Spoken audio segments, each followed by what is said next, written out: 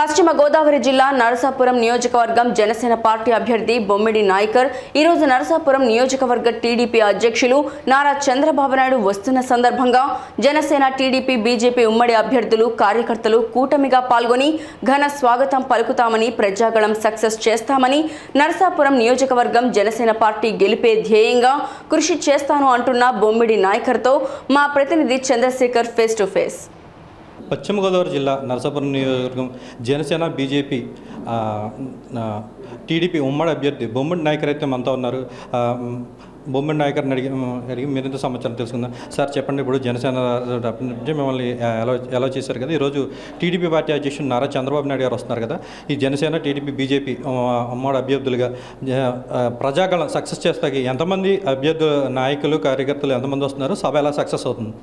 ఈరోజు చంద్రబాబు నాయుడు గారు నరసాపురం నియోజకవర్గం వస్తున్నారు। ప్రజాగళం పేరుతో గళం విప్పుతూ ఏదైతే వైసీపీ వైఫల్యాలు కానీ ఈ ప్రభుత్వం చేసిన అరాచక పరిపాలన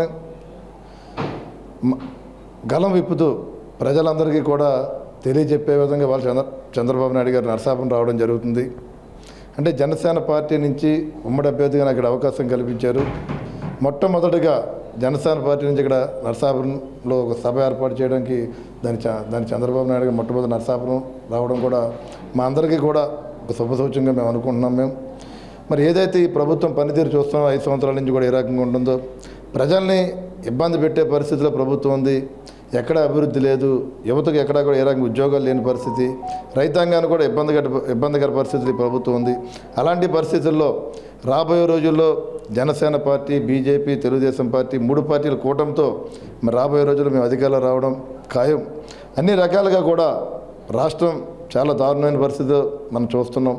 అలాంటి పరిస్థితుల్లో మన రాష్ట్ర భవిష్యత్తు బాగుండాలన్న ప్రజల ప్రయోజనాల దృష్ట్యా ఈ కూటమితో మేము అధికారంలో రావడం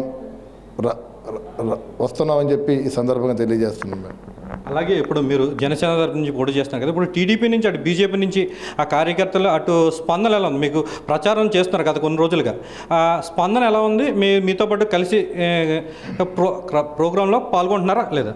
అండ్ ఒక్క విషయం మనం మాట్లాడుకోవాలి, మనకి రాష్ట్ర వ్యాప్తంగా 175 సీట్లు ఉన్నాయి।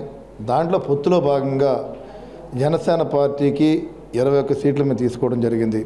దాంట్లో భాగంగా నరసాపురం కూడా ఇక్కడ నరసాపురం నుంచి ఇక్కడ జనసేన పార్టీకి ఇక్కడ అవకాశం కల్పించారు। పొత్తులో భాగం ఉంది, 2 పార్టీలు ఒక సోదర భావంతో స్నేహభావంతో ఈ 3 పార్టీలతో కలిసి మేము ప్రయాణం చేస్తున్నాం। మేము ఖచ్చితంగా మా ముగ్గురు ఎజెండా 3 పార్టీల ఎజెండా ఏంటంటే ఈ ప్రభుత్వాన్ని తరిమి కొట్టాలన్న ఆలోచనతో 3 పార్టీలు ముందుకు వస్తున్నాయి। ఆలోచన ఎక్కడా లేదు, 3 పార్టీలు కూడా సమిష్టి కృషితో ఉమ్మడి ఎజెండా ఏదైతే ఉందో 3 పార్టీల ఎజెండా ఒకటే, ఈ వైసీపీ ప్రభుత్వాన్ని తరిమి కొట్టాలన్న ఆలోచనతో మేము ముందుకు వెళ్తున్నాం। సమన్వయం అంటారా, 3 పార్టీలు కలిసి అందరూ కూడా ఇక్కడ మనం గెలవాలి, ప్రజలకు రాబోయే రోజుల్లో మనందరూ కూడా మంచి పరిపాలన వల్ల ఆలోచనతో తెలుగుదేశం పార్టీ నాయకులు కానీ కార్యకర్తలు అందరూ కూడా అభిమానులు అదేవిధంగా బీజేపీ పార్టీ నుంచి కూడా అందరూ కూడా ముందుకు వస్తున్నారని చెప్పి సందర్భం తెలియజేస్తున్నాను నేను।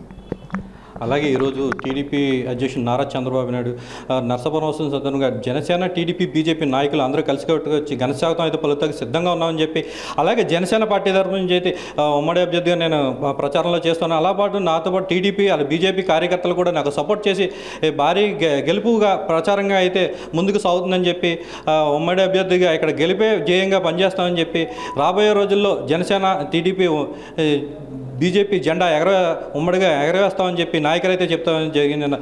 వీడియో జర్నలిస్ట్ దుర్గారావుతో చంద్రశేఖర్, స్టూడియో న్యూస్ తెలుగు, పశ్చిమ గోదావరి జిల్లా।